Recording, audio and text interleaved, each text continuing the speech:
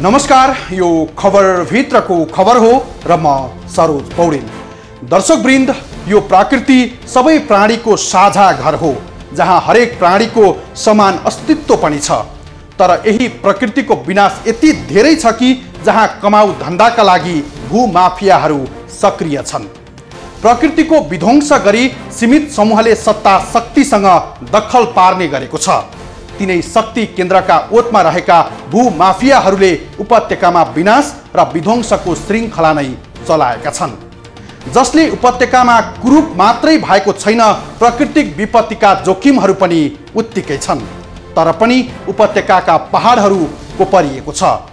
दलालहरूले पहाडै छेडेर दोहन धन्दा चलाएका छन्। उपत्यकामा भइरहेको दोहनको यी दृश्यले प्रकृतिमाथि यति धेरै क्रूरता प्रदर्शन गरेको छ कि जहाँ विनाश र विध्वंसको कारखाना चलाएको छ। यहाँ उपत्यकामा भइरहेको जग्गा प्लटिङमा धरती दोहनको प्रसङ्ग लिएर उपस्थित भएका छौँ आजको खबर भित्रको खबरमा। काठमाडौँ उपत्यका सांस्कृतिक र धार्मिक रूपले मात्रै सुन्दर होइन, प्राकृतिक रूपले पनि उत्तिकै सुन्दर हो। तर पछिल्लो समय अव्यवस्थित शहरीकरणले उपत्यका कुरूप मात्रै भएको छैन, उपत्यकाका पहाडहरूमाथि डोजरहरूले कब्जा जमाएका छन्।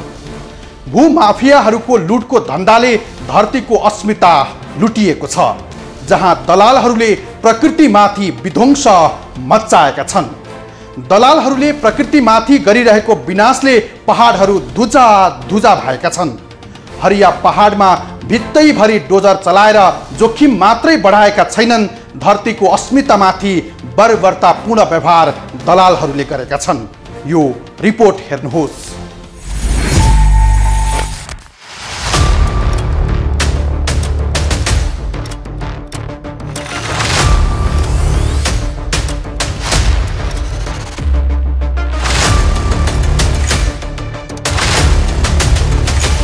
यी दृश्यहरू हेर्नुहोस्।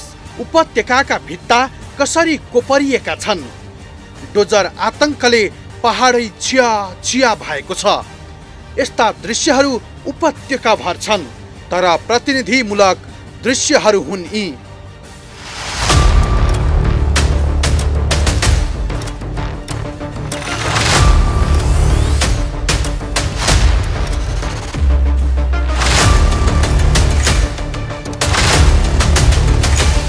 यो दृश्य हो काठमाडौँ टोखा नगरपालिका वडा नम्बर 1 को, जहाँ भूमाफियाले बस्ती जोखिममै पारेर पहाड उदिनेका छन्।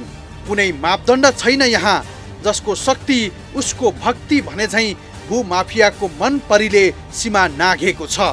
प्लटिङ गरी घर घडेरी बनाउन भन्दै पहाड यसरी धुजा पारेका हुन् भूमाफियाहरूले। पहाडै खस्ने गरी कोपरिएको यहाँ डोजर लगाएर धमाधम भित्तो उदिन्ने क्रम जारी छ।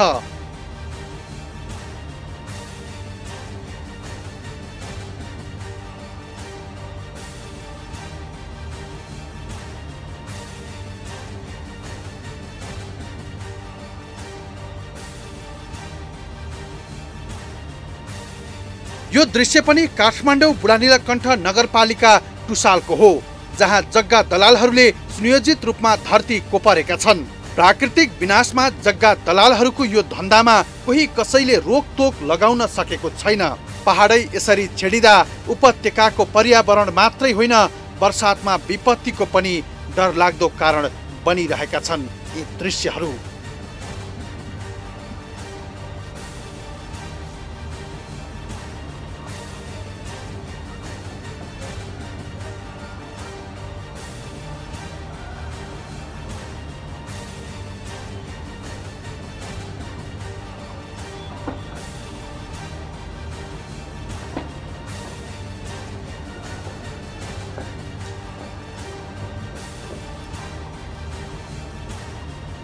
राजधानीमा यति धेरै प्लटिङका नाउँमा पहाडकै भित्तो उदिनिएको छ कि जहाँको दृश्यले प्राकृतिक माथिको क्रूरताले सीमा नै नाघेको छ।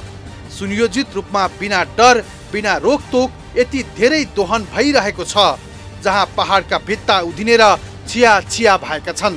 प्लटिङको नाउँमा पहाडकै भित्तो कोपरेर धरती माथिको बर्बरता थामी नसक्नु भएको छ।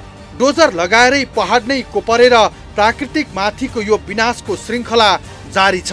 तर कोही कसैले मुख खोल्दैनन्, बरु तै चुप र मै चुप छ यहाँ। टोखा नगरपालिकामा प्राकृतिक माथि भूमाफियाहरूले अवैध धन्दा चलाएर विनाश निम्त्याइरहेका छन्।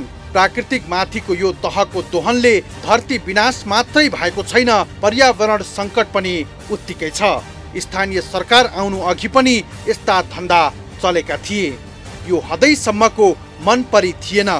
तर स्थानीय सरकार आएपछिका दिनमा भूमाफियाहरू झनै शक्तिशाली भएका छन्, जसले जहाँ ठिक लाग्यो त्यही प्लटिङ गरेर धरती माथिको दोहन अचाक्ली गरेका छन्।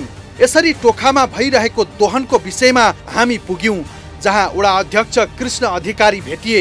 वडा अध्यक्ष अधिकारीसँग यसरी मन परी भइरहेको दोहनको विषयमा हाम्रो जिज्ञासामा उनी यस्तो भन्छन् कि संघीय सरकारकै कारण यस्तो भएको हो। यो जग्गा किन्ने मान्छेहरूले व्यावसायिक हिसाबले किनेपछि उसले प्लटिङ गर्न पाइँदैन भन्ने कुरा त रहँदैन। प्लटिङ गर्न पाउँछ, तर प्लटिङ गर्ने पनि एउटा प्रक्रिया हुन्छ, त्यसको एउटा मापदण्ड हुन्छ, त्यसको एउटा सीमा हुन्छ हैन। त्यो प्लटिङ गरिरहँदाखेरि त्यहाँ हरियाली मास्न पाइएन, जमिनमा चाहिँ अब भोलि भुछिया हुने खालको संरचनाहरू बनाउनु पाइएन, जमिनलाई पनि संरक्षण गर्ने, भुछियालाई पनि रोक्ने र पर्यावरणलाई पनि बचाउने खालको एउटा चाहिँ साँच्चीकै नीति निर्माण र कानुन बनाउन सकिएको खण्डमा हुन्छ। अब हामीले जहाँसम्म लाग्छ, मैले चाहिँ मेरो वडामा त्यसरी अब भुछिया हुने खालको जङ्गलै मासिने खालको कुराहरूमा त्यस्ता कुराहरू आयो भने यहाँ उजुरी गर्नुहोस् भनेको छु। उजुरी पनि गर्नुहुन्छ आम जनता सर्वसाधारण पब्लिकहरूले। गरिसकेपछि मैले ती ठाउँहरूमा गएर अनुगमन गरेर त्यो भुछिया नहुने गरी काम गर्नुहोस् भनेको छु। र कतिपय चाहिँ अब हामीलाई थाहा नदिई पनि गर्नुहुन्छ उहाँहरूले जबरजस्ती, जस्तो वडामा स्वीकृति लिनुपर्ने, नगरपालिकामा स्वीकृति लिनुपर्ने, आफ्नो जमिन खन्नको लागि गर्नुहुन्छ। अब हामीलाई थाहा नदिई पनि गर्नुहुन्छ र कतिपयले झुकाएर मेरो एउटा दुईवटा गराहरू समाउने मात्रै हो, यो चाहिँ अब जमिन मिलाउने हो भनेर जानुहुन्छ। अब त्यतिको लागि हामी किन दुःख दिने? आखिरी स्थानीय सरकार, वडा भनेको, नगरपालिका भनेको आखिर जनतालाई सेवा सुविधा कसरी हुन्छ सर्वसुलभ तरिकाले दिने भन्ने कुरा हो। सबै कुरा ऐन कानुन हेरेर पनि हुँदैन, कतिपय ऐन कानुनहरूले नदिने कुरा नदिने कुरा त गर्ने भएन।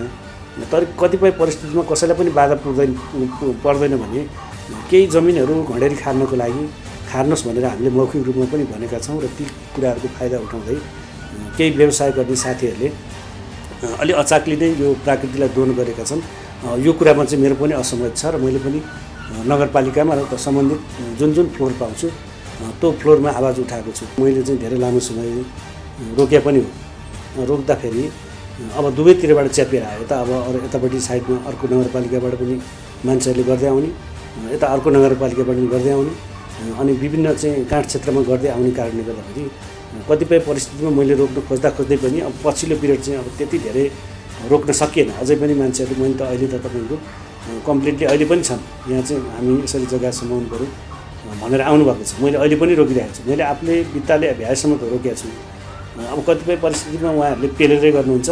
पेलेर गर्ने कुरामा अब हामीले वडा कार्यालयले, जनप्रतिनिधिको हैसियतले, म व्यक्तिगत म वडा अध्यक्षले गएर दिनानुदिन अथवा वडा सदस्यले गएर अथवा कर्मचारीज्यूहरूले गएर दिनानुदिन उहाँहरूसँग वाद विवाद गर्ने, 1 to 1 कुरा गरेर उहाँहरूलाई त्यसरी व्यक्तिगत रूपमा चाहिँ अब कुरा गरेर रोकिरहनु भन्दा मैले भनेको स्पष्ट माथिबाट एउटा नीति आयो भने त त्यसको सबैले फलो गर्नुपर्छ। वास्तवमा भन्नु भने यो नरोकिनुमा हाम्रो ठुलो हामी स्थानीय सरकार र वडाको कुनै दोष छैन, यो चाहिँ सङ्घीय सरकारकै दोष छ। सङ्घीय सरकारले नै एउटा स्पष्ट नीति ल्याउने हो भने उहाँहरू जबरजस्ती गर्न आउनुभयो भने पनि हामीले त फलो गर्ने हो। हामी त स्थानीय सरकार भने त सङ्घीय सरकारका त सन्तान त हो नि। सङ्घीय सरकार भनेको हाम्रो चाहिँ 3टा सरकारमध्ये बाउ हो, त्यसपछि छोरो प्रदेश सरकार भयो। अब साँच्चीकै भन्नुहुन्छ भने नाति हो स्थानीय सरकार भने। नातिले त बाउले जे चाहिँ भन्नुहुन्छ, जे गर्नुहुन्छ त्यही गर्ने हो नि, होइन? त्यस कारणले गर्दाखेरि सङ्घीय सरकारले नै नीति नियम एउटा परिपक्व बनाउने हो भने त्यसको हामी फलो गर्छौँ। त्यसपछि त यो अवश्य रोकिन्छ। संविधानले प्राकृतिक स्रोत साधन र पर्यावरणको संरक्षण गर्ने अधिकार स्थानीय सरकारलाई पनि दिएको छ। तर यी र यस्ता संवेदनशील विषयलाई वडा अध्यक्ष अधिकारीले संघलाई दोष दिएर पन्छिए। वास्तवमा स्थानीय सरकारहरू बनेपछि यस्तो प्रवृत्ति रोकिनु पर्ने थियो। आफ्नो गाउँ ठाउँको सबैभन्दा धेरै माया त्यहीका जनप्रतिनिधिलाई हुनुपर्ने हो। यिनीहरूमा भविष्यप्रतिको उत्तरदायित्व बोध हुनुपर्ने हो। तर उदेक लाग्दो कुरा छ भने जनप्रतिनिधिहरू नै भूमाफियाहरूलाई ओत लगाउनमै जोड दिने गरेका छन्। विपत्ति निम्त्याउने गरी भइरहेका यस्ता दोहन हरेक दिन बढ्दो छ। जहाँ जहाँ पुग्यो त्यही त्यही डोजरले धरती भत्काइरहेको हुन्छ। घर आँगनमै हदैसम्मको मनपरी भइरहँदा स्थानीय सरकार होस् या संघीय सरकार नै बेमतलब गरिरहेका छन्। यति मात्रै कहाँ हो र, कतिपय जनप्रतिनिधिहरूले त जग्गा प्लटिङ गर्ने ठेकेदारसँग मिलेर कमाउ धन्दामा लागेका भेटिए। स्थानीय प्रशासन होस् या स्थानीय तहको मौनता उदेक लाग्दो छ। स्थानीय भूमाफिया विरुद्ध बोल्न सक्दैनन्। अलिक टाठाबाटाहरू भूमाफियाले खरिद गर्ने गरेको समेत भेटिएको छ। छोटो बाटोबाट मनग्गे मुनाफा कमाउने माध्यम बनेको छ जग्गा प्लटिङ। सार्वजनिक होस् या निजी जमिन भूमाफियाहरू सेटिङमै धरती दोहन गरिरहेका छन्। यस्ता अवैध उत्खननले उपत्यकाको प्राकृतिक माथि दखल पुगेको छ। अवैध र मापदण्ड विपरीत भइरहेको प्लटिङले उपत्यकामा असर देखा पर्न थालिसकेको छ। भूमिगत पानीको सतह घट्दै गएको छ। उपत्यका डुबानदेखि कहरेको विपत्ति पनि उत्तिकै बढ्दो छ। हरेक वर्ष प्राकृतिक विपत्ति चुलिँदै गएको छ। ऋतुजन्य तापक्रम बढ्नुको साथै पानीको मुहान सुक्ने समस्या बढ्दो छ। चारैतिरको पहाड डोजरले उधिँदै जाँदा उपत्यका थप कुरूप भइरहेको छ। एकपटक गम्भीर भएर सोच्ने हो भने उपत्यकाको भविष्य डरलाग्दो देखिन्छ। उपत्यका निरन्तर दोहन हुँदै जाने र सम्बन्धित निकायले आँखामा पट्टी बाँधिरहने हो भने उपत्यकाको भविष्य के होला भन्ने मुख्य प्रश्न खडा भएको छ।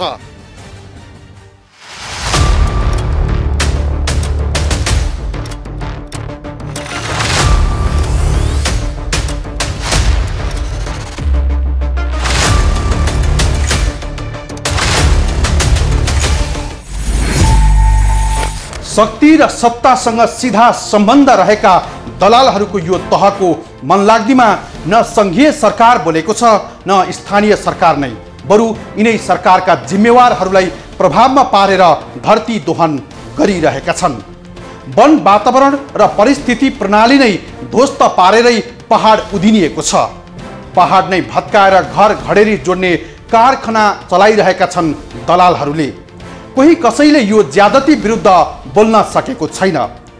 सबै तैचुप मैचुपमा धरतीको विनाश र विध्वंसले प्रश्रय पाइरहेको छ।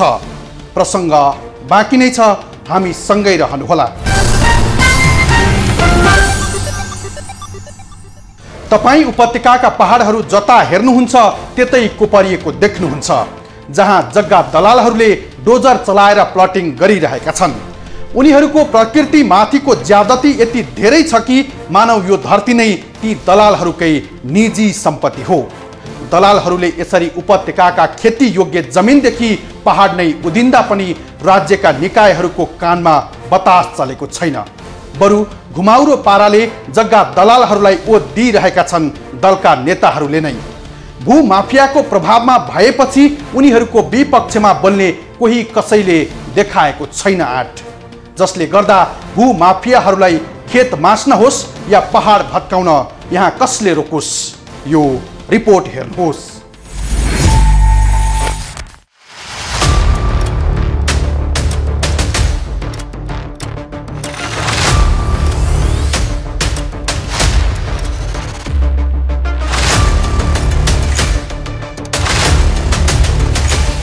उपत्यका भित्रका पहाडमा हरेक वर्ष कोरिएका यी दृश्यले के सङ्केत गर्छन् भने प्रकृतिमाथिको अत्याचार थामिन सक्नु छ। घर घडेरीका नाउँमा प्रकृतिमाथि लुट छ, जहाँ प्रकृति सीमित समूहको स्वार्थमा लुटिएको छ, अस्तित्व गुमाउँदै गएको छ। हरेक वर्ष प्रकृतिमाथिको यस्तै ब्रह्मलुट जे जसरी भइरहेको छ, यसले भोलिको सङ्कटपूर्ण भविष्य मात्र होइन, आजैका दिनमा विपत्तिहरू देखिन थालेका छन्। यस्ता विपत्ति निम्तिनुको मुख्य कारण नीति निर्माण तहमा बस्नेकै जिम्मेवारी र छेडेक स्वार्थले हो। उपत्यकाको चारैतिरबाट यसरी कोरिँदै गएमा कालान्तरमा प्राकृतिक प्रकोपले पार्ने असरलाई अलिकति पनि पटक्कै ख्याल गरिएको छैन। बरु बस्ती विकासको न्यूनतम मर्मको चरम बेवास्ता गर्दै धमाधम घर घरेडीका नाउँमा प्लटिङ गरिएको छ। पहाडको विनाश मात्र गरिएको छैन, उर्वर खेतीयोग्य जमिनमा समेत प्लटिङ भइरहेको छ। मानिसको पहिलो र प्रमुख आश्रय नै प्रकृति हो। मानिसले बाँच्नकै लागि जे जति वस्तु उपभोग गरिरहेको छ ती सबै प्रकृतिका देन हुन्। तर पछिल्लो समय आफ्ना आवश्यकता र स्वार्थ पूर्तिका लागि मानिसले प्रकृतिको जे जति दोहन गरिरहेको छ ती सबै विनाशको पहिलो रूप होइन भन्न नसकिएला। पछिल्लो समय मानिस प्रकृतिप्रति यति धेरै क्रूर बनिरहेको छ कि प्रकृतिले लगाएको गुण नै बिर्सिएर प्रकृतिमाथि अमानवीय अत्याचार गरिरहेको छ। त्यसको ज्वलन्त उदाहरण हो पृष्ठभूमिमा देखिएको यो दृश्य। जग्गा प्लटिङ गर्ने नाउँमा खेतीयोग्य जमिन त दलालहरूले उपत्यकामा लगभग सकिसकेका छन्। उपत्यकाको उर्वर भूमिमा सखाप पारेका जग्गा दलालहरूले वन जङ्गल र पहाड पनि छाडेका छैनन्। वन क्षेत्रको समेत विध्वंस गरी पानीका मुहानसहित पर्यावरणमा समेत खलल पुगेको छ। जग्गा दलालले प्रकृतिमाथि गरिरहेको यस्तो क्रूरताप्रति राज्यका निकायहरू निकम्मा झैँ छन्। राम्रो प्राकृतिक स्थितिलाई सबैसम्म नबिगारेर यसरी विकास गर्ने कि त्यसको मोडल होइन, ताकि आउने सन्ततिहरू 10औं सन्ततिहरूले पनि हामीले अहिलेको राम्रो उपलब्धिहरू वातावरण उपलब्धिहरूको उपभोग गर्न पाओस् होइन।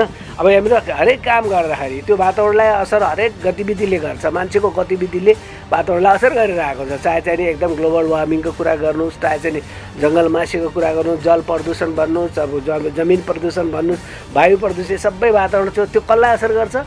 प्राणीहरूलाई नै गर्छ। चाहे चाहिँ रुख बिरुवाको होस्, चाहे मान्छे होस्, चाहे पशु होस्, चाहे किरा फटेको, सबैलाई असर गरेर आउँछ। त्यो हामी सबैसित सम्बन्धित छ कि यो समग्र रूपमा सबैलाई दृष्टिकोण गरेर हामीले गतिविधि गऱ्यौँ भने सबै प्राणी सुखी हुन्छ होइन। यो यसको एउटै मात्रै उपाय छ, नियमन गर्ने नै हो होइन। आफ्नो क्षमताको कमी कमजोरी छ भने विभिन्न कुराले हामीसँग मान्छे नै छैन, विज्ञ नै छैन, ज्ञान नै छैन, जानकारी नै छैन, अथवा त्यसमा लापरवाही गरिरहेछ, त्यसबाट चाहिँ दोहन गरिरहेछ, अतिरिक्त लाभ गरिरहेछ। त्यो कुराहरूको कुन कुन कुराले कहाँ हुन्छ भने त्यससँग तपाईँले गतिविधि गर्दा त्यो जुन ठाउँमा भइरहेछ त्यही ठाउँमा निगरानी गर्ने हो कि होइन। त्यही ठाउँमा नै हेर्नुपर्छ, त्यहाँको अधिकृतहरू जिम्मेवार हुनुपर्छ। वातावरणमा ठेकेदारले गरेन अथवा कुनै संस्थाले गरेन, कुनै उद्योगले गरेन, त्यो आफ्नो ठाउँमा छ, त्यो चाहिँ कानुनको दायराभित्र उसले गर्नै पर्थ्यो। गरेन भने के गर्ने भने त कानुनी कारवाही गर्नु पर्यो। बिगार्नुभन्दा अगाडि नियमन गर्नु पर्यो। बिग्रिसकेपछि सजाय गरेर उसैबाट क्षतिपूर्ति भराउनु पर्यो। यो गतिविधि नगर्ने भने त मान्छेको गतिविधिले नै हो वातावरण बिग्रिने। मलाई के लाग्छ भने यो वातावरणमा जब विकासको कुरा भन्यौँ नि, हामीले विकासको एउटा मोडल बनाएर विकासको एउटा चाहिँ आफ्नो आफ्नो धारणा छ नि, त्यो काम गर्नलाई वातावरणमै बसेर गर्ने हो। वरिपरि गरेर माथि आकाशमा गरेर गरे पनि वातावरणै हो त्यो पनि होइन। त्यहाँदेखि त्यो बेलामा के भने त्यसरी राम्ररी हामी एउटा म त प्रोजेक्टमा काम गरेको मान्छे, त्यो इन्भाइरोमेन्टल इम्प्याक्ट एसेसमेन्ट भन्ने हुन्छ कि वातावरण परीक्षण गर्नुपर्छ होइन। वातावरणमा यसले गर्ने असरहरू न्यून असर गरोस् र तर जे असर हुन्छ त्यसलाई चाहिँ नबिग्रिनु, त्यसलाई चाहिँ रिमेडिएसन अथवा त्यसलाई सुधार गर्ने पनि प्याकेज त्यसैभित्र रहोस्, ताकि कमसेकम राम्रो वातावरण बनाउन सकेन भने यथास्थितिको वातावरण छ नि गतिविधिले गर्दा डिस्टर्ब हुन्छ। तर त्यसलाई चाहिँ सुधार गर्ने फेरि त्यसैभित्र कार्यक्रम समावेश होस्। भनौँ जस्तो 100वटा रुख काट्नु पऱ्यो भने एक ठाउँमा काट्नु पऱ्यो, त्यहाँ त काट्नै पऱ्यो, नत्र संरचना बन्दैन। तर 100वटा रुख तपाईँले रोपेको हुनुपर्छ। अथवा कतिपय देशमा 500वटा रोपेको हुनुपर्छ भन्छ। एउटा रुख काट्दा 5वटा रुख रोपेको, अनि त के हुने भयो भने कुनै ठाउँमा जाने भूस्खलन भए पनि समग्र रूपमा 5वटा रुखको लाभ हुने। जग्गा दलालहरूले प्रकृतिको काखमा बसेर छातीमै डोजर चलाउँदा पनि टुलु हेरिरहेका छन्। जग्गा दलालहरूले प्रकृतिमाथि गम्भीर अपराध गरिरहँदा राज्य लाचार भएर निदाएको छ। तर प्रकृतिमाथि दोहनको छुरा चलाउनेहरूको साम्राज्य नै चलेको छ। यहाँ यो मुलुकमा दिगो बस्ती विकासको योजना नै छैन। योजनाविहीन सहरीकरणले सर्वत्र कुरूप देखिँदै गएको छ। सहर बनाउने, कस्तो बनाउने भन्ने कुनै यकिन नहुँदा उपत्यकाको सकस उत्तिकै छ। हरेक वर्ष बढ्दो जनसङ्ख्या र भद्रगोल विकासले कुरूप बन्दै गएको उपत्यकामा पहाड उधिन्ने धन्दाले थप सङ्कट निम्ति आएको छ। हुन त बस्ती विकासको नाउँमा काठमाडौँ उपत्यका विकास प्राधिकरण पनि छ। यहाँ 2068मा स्थापना भएको प्राधिकरणले उपत्यकाको व्यवस्थित बस्तीको विकास गर्नुपर्ने भए पनि त्यसो गरेको पनि पाइँदैन। प्राधिकरण जस्तो स्वायत्त निकाय समेत उपत्यकाभित्र भइरहेको मन लाग्दीलाई रोक्ने कसरत कतै गरेको देखिँदैन। सहरभित्र बन्ने विभिन्न संरचनाको निर्माण र सहरी विकासको मुख्य जिम्मेवारी पाएको निकाय उपत्यका विकास प्राधिकरण हो। यही प्रश्न लिएर प्राधिकरण कहाँ हामी पुग्यौँ।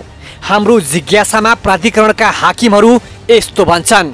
2045 सालमा चाहिँ ऐन गठन भयो नि, 2068 सालदेखि चाहिँ यो चाहिँ कार्यान्वयनमा आयो ऐन।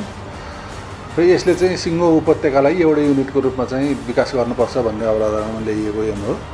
र ऐन अनुसार चाहिँ हाम्रो काठमाडौँ उपत्यका विकास प्राधिकरणलाई एउटा चाहिँ निषेधात्मक, नियामक र विकासात्मक काम, तीनवटा कामको चाहिँ अधिकार दिएको छ। जस्तै अब नियामक भनेको हामी चाहिँ मापदण्डहरू बनाउने, तिनीहरूको कार्यान्वयन गर्ने। निषेधात्मक भनेको कसैले चाहिँ त्यस्तो मापदण्ड विपरीत काम गर्यो भने चाहिँ त्यसलाई निषेध गर्ने, दण्ड जरिवाना गर्ने, त्यस्तो कामहरू भयो। र विकासात्मक काम भनेको चाहिँ सडक, ढल अनि त्यसपछि विशेषतः चाहिँ जग्गा विकास कार्यक्रमहरूको सञ्चालन गर्ने चाहिँ हाम्रो तीनवटा कार्यक्षेत्र अनुसार चाहिँ हामी चाहिँ काम गरिरहेका छौँ। तीनवटा कार्यक्षेत्रमा दुरुस्त रूपमा कार्यान्वयन अब अहिले चाहिँ यो ऐन चाहिँ हाम्रो चाहिँ संघीयताको कार्यान्वयन हुनुभन्दा अगाडि बनेको ऐन हो। र त्यसपछि चाहिँ हाम्रो चाहिँ संघीयता कार्यान्वयन भयो। संघीयता कार्यान्वयन हुँदाखेरि चाहिँ स्थानीय तह सञ्चालन ऐन 2074 र हाम्रो ऐनमा केही बाजिएका विषयहरू छन्। र मापदण्डको कार्यान्वयन र मापदण्डको चाहिँ जारी गर्ने कसले स्थानीय तहले निकायले गर्ने अथवा चाहिँ हाम्रो चाहिँ काठमाडौँ उपत्यका गर्ने भन्ने चाहिँ हाम्रो चाहिँ नगरपालिकाहरूसित चाहिँ केही विवादहरू रहेको छ। त्यसले गर्दाखेरि चाहिँ हामी चाहिँ यो मापदण्डको अनुगमन र मूल्याङ्कनमा चाहिँ हामी चाहिँ अलिकति चाहिँ हामीलाई चाहिँ केही समस्याहरू परेको छ। प्राकृतिक प्रकोप बाजा बजाएर आउँदैन र कुनै स्थान र क्षेत्र तोकेर आउँदैन। त्यस्तै गरी हालै मात्र तुवालोका कारण राजधानी लगायतका स्थानहरूमा जनजीवन प्रभावित हुन पुगेको छ, जसका कारण मानिस लगायतका प्राणीहरूलाई विभिन्न रोगको सम्भावना बढ्छ। यसै गरी वन जङ्गल विनाश गरेर दोहन गर्दै जाने हो भने आम जनसमुदायका लागि चुनौतीका साथै वातावरण प्रदूषणको कारण पनि रहेको छ। केही वर्ष अघि बर्सातको पानीले उपत्यकाका धेरै स्थानहरू जलमग्न भई डुबानमा परेका थिए। उपत्यका डुबान र कालान्तरमा पानीका मुहान सुक्ने मात्र होइन, उपत्यकाको भविष्य नै के होला भन्ने प्रश्न उठेको छ।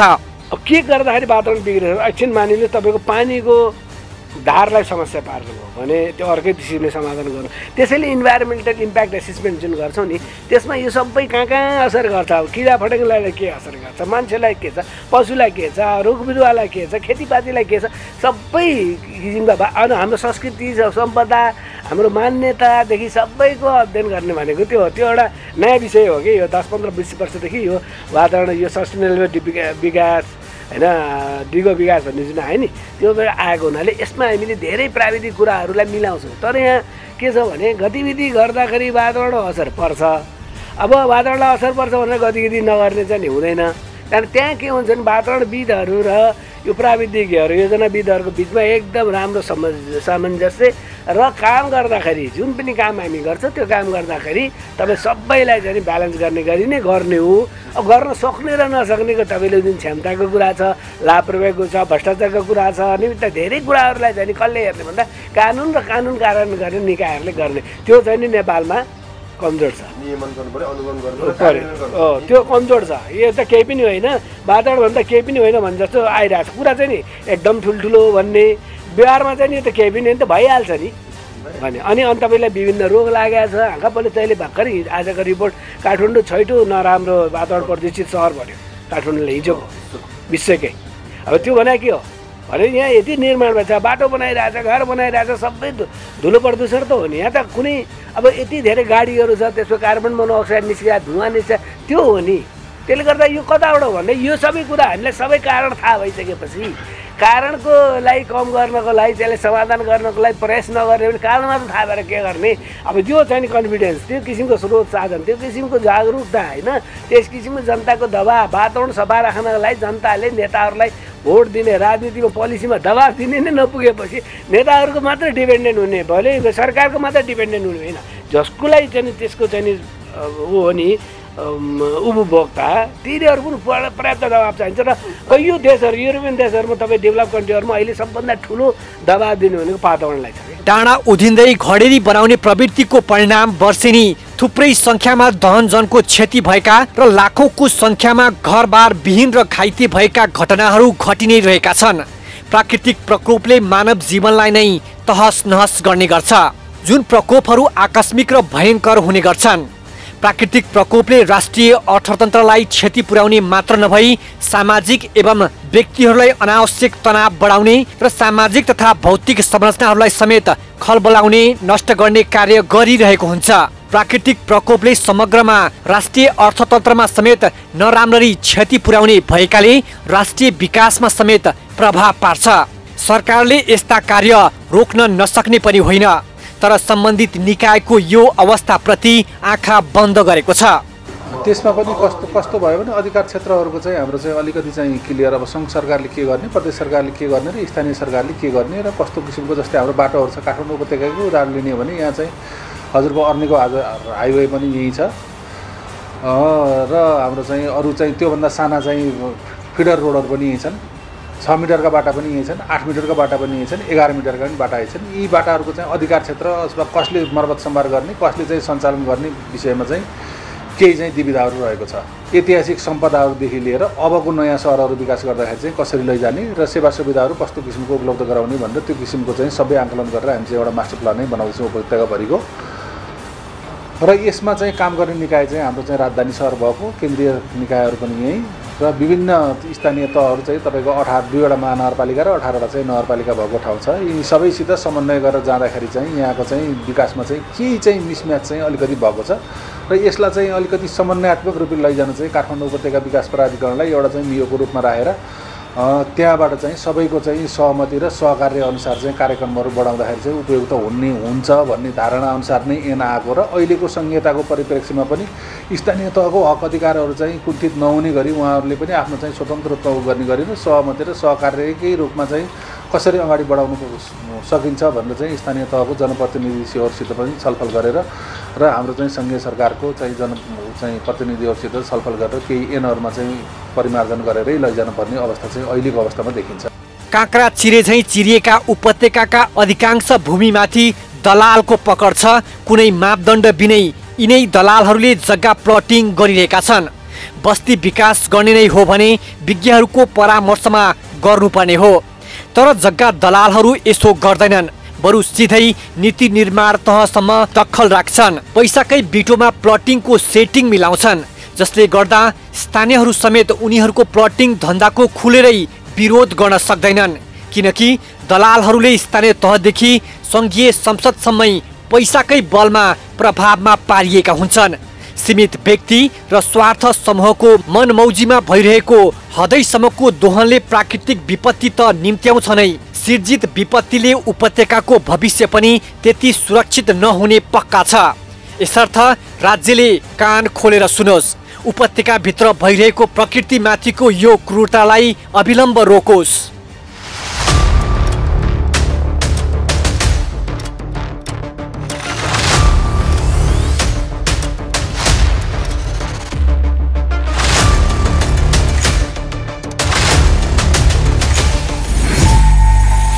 प्रकृतिमाथि दलालहरूको अतिक्रमण उपत्यका भित्र मात्रै होइन, उपत्यका बाहिर पनि उत्तिकै छ। जग्गा दलालहरूको धरती माथिको बल मिच्याई यति धेरै बढेको छ कि जहाँ दलका नेता हुन् या सङ्घीय संसदका माननीयदेखि स्थानीय तहका प्रमुखहरू पनि प्रभावमा छन्। विभागीय मन्त्रीलाई समेत सहजै प्रभावमा पार्न सकेका यी जग्गा दलालहरूले नीति निर्माण तहमै दखल राख्छन्, जहाँ उनीहरू नीतिगत तहमै आफू अनुकूलको प्रावधान बनाउने गरेका छन्, जसले गर्दा धरती मास्ने गरी अन्धधुन्द भइरहेको प्लटिङ धन्दा रोकिएको छैन, बरु प्लटिङको धन्दा थप फस्टाएको छ। बाँकी प्रसङ्ग सहित उपस्थित हुनेछौँ एकैछिनको विश्रामपछि। राज्यसँग भूमि नीति छ, तर तिनै भूमाफिया अनुकूलको छ। जग्गा दलाल पोस्ने नीति बनाउने उनै नेता सांसद हुन्, जसले यस विषयमा कहिल्यै संसदमा कुरा उठाउँदैनन्। किनकि यी सांसदहरूका लागि दाना पानीको जोहो गर्ने तिनै जग्गा दलालहरूले हो। अप्रत्यक्ष रूपमा उनीहरूको कहीँ न कहीँ लगानी हुन सक्ने मात्रै होइन, कतिपय जनप्रतिनिधि नै यस्ता प्लटिङका धन्दामै संलग्न भएका मात्रै होइन, यस अघिको देउबा सरकार होस् या ओली सरकारको पालामा पनि नीतिगत तहमै प्रभाव पारेका थिए भूमाफियाहरूले। यो रिपोर्ट हेर्नुहोस्।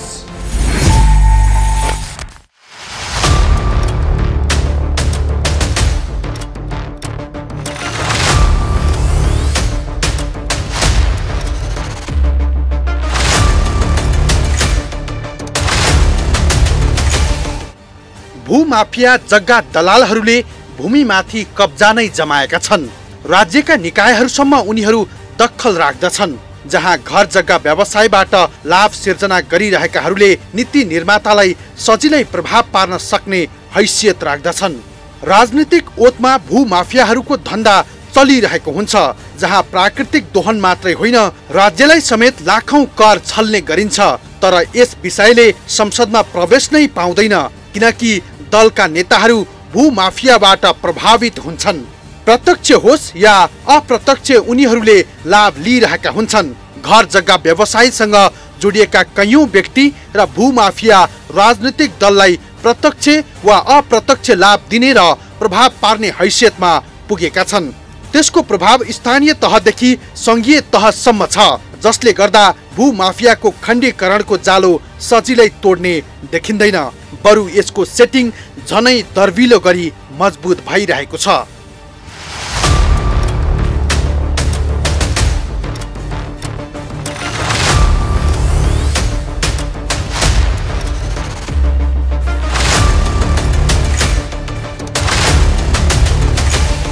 घर जग्गा कारोबारीको पहुँच र हैसियत कतिसम्म बलियो छ भन्ने उदाहरण बालुवाटार स्थित ललिता निवासको सरकारी जग्गा व्यक्तिका नाममा दर्ता गरिएको घटना नै काफी छ। कैयौं उच्च सरकारी अधिकारी, नेता र मन्त्रीहरूलाई नै प्रभाव पारेर यो सरकारी स्वामित्वको जग्गा हडपिएको थियो। त्यस्तै घर जग्गा व्यवसायी इच्छाराज तामाङले बनाएको हैसियत र पाएको संरक्षण पनि एउटा उदाहरण हो। यद्यपि उनी यति बेला सहकारी ठगीमा प्रहरी खोरमा छन्। इच्छाराजको राजनीतिक पहुँच यतिसम्म थियो कि उनी नेकपा एमालेको तर्फबाट सांसद मात्रै बनेनन्, सहकारीमा रकम जम्मा गर्ने सर्वसाधारणको रकम ठगी गर्दा समेत एमाले सरकारले जोगाइरहेको थियो।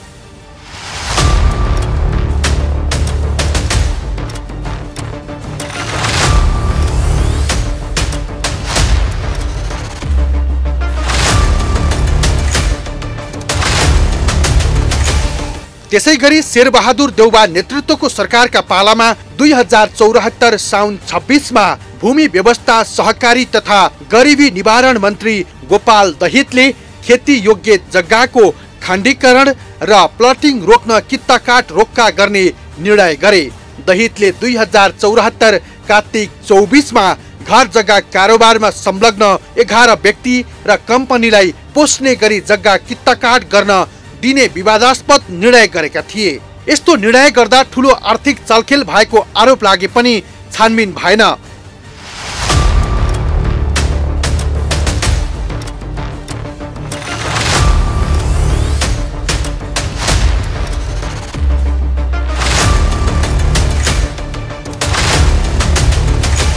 त्यसैगरी 2075 पुसमा तत्कालीन ओली नेतृत्वको सरकारकी भूमि व्यवस्था मन्त्री पद्मा कुमारी अर्यालले स्थानीय तहले खेती योग्य जग्गा होइन भनेर लेखेर दिए जग्गा कित्ताकाट हुने व्यवस्था सहितको निर्देशिका जारी गरिन्, जहाँ कि 2077 मङ्सिर 23 मा सर्वोच्च अदालतले जग्गाको कित्ताकाट खोल्ने सरकारी निर्णय कार्यान्वयन नगर्न आदेश दियो। यद्यपि घुमाउरो बाटो मार्फत कित्ताकाट रोकिएको छैन, जसले भूमाफियाहरूको जमिन खण्डीकरण गरी छिटो पैसा कमाउने धन्दा रोकिएको छैन। कारण एउटै छ, भूमाफियाहरू यति बलिया छन् जसले नीतिगतसम्म सीधा प्रभाव जमाउने हैसियत राख्दछन्। उत्पादनको साधन जमिन किनबेच गर्दै लाभ कमाउने माध्यम बनेपछि तैचुप मैचुपमै सर्वत्र खण्डीकरण भइरहेको छ।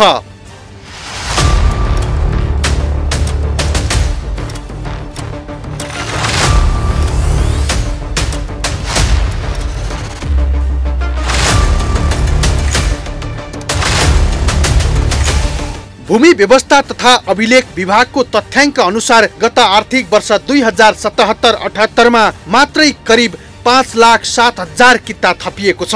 यो तथ्याङ्कले के दर्शाउँछ भने जग्गाको किनबेच र खण्डीकरणको प्रवृत्ति निरन्तर बढ्दो छ। विभागको तथ्याङ्क अनुसार 23 वर्ष अघिसम्म देशका जग्गाको कुल किता 2,56,26,000 पुगिसकेको थियो। यो संख्यामा बढ्ने क्रम उत्तिकै छ।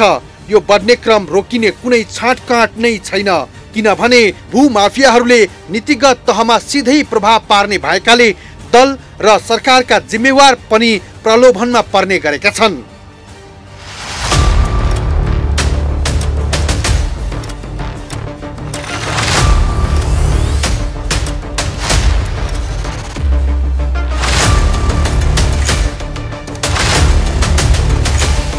भूमाफियाहरू नीतिगत तहसम्म प्रभावमा पारी कृषि तथा सार्वजनिक जमिन कब्जा गर्ने गरेका छन्। हरेक वर्ष मुलुकभर कृषि उर्वर होस् या सार्वजनिक जमिन हडपेरै उनीहरूले प्लटिङ गरिरहेका छन्। जथाभावी भइरहेको यस्ता प्लटिङ धन्दाले कृषि उत्पादन घट्दो छ। उर्वर जमिन मासिन गई प्राकृतिक विपत्ति समेत आइपरेको अनुभव छन्। तर नेतृत्व तहमा पुग्नेहरूले निजी लाभका लागि भूमाफियालाई संरक्षण दिइरहेका छन्। जबसम्म नीतिगत तहमा पुगेकाहरूले प्लटिङ गरी भूमि दोहन गर्नेहरूलाई ओत लगाइरहन्छन् तबसम्म भूमाफियाहरूको मनलाग्दी रोकिन असम्भव जस्तै छ।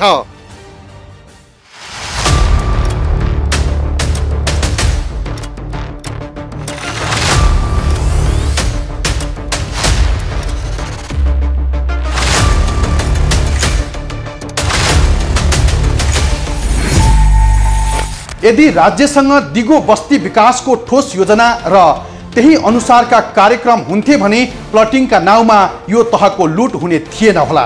तर राजनीतिक नेतृत्व यस विषयमा पटक्कै गम्भीर छैन र यी विषयले विशेष स्थान पाउँदैन। अघोषित रूपमा भूमाफिया दलकै नेताबाट संरक्षित छन् र उनीहरूको धरती दोहनको विरुद्धमा कोही पनि बोल्न सक्दैनन् र चाहँदैनन् पनि। जग्गा दलालहरूले खेतमा पहाडमा डोजर चलाएर विध्वंस मचाउँदा पनि अहिलेसम्म न कुनै दल बोलेका छन् न कुनै सरकार। बरु यही मौकामा चौका हान्दै काले काले मिलेर खाउँ भाले भने चाहिँ प्रकृतिमाथि दोहनको श्रृङ्खला जारी छ। हवस् त आजलाई यति नै। भोलि अर्को खास विषय लिएर उपस्थित हुनेछौँ। खबरभित्रको खबरको लागि हेर्दै रहनुहोला एभी न्युज खबर। नमस्कार।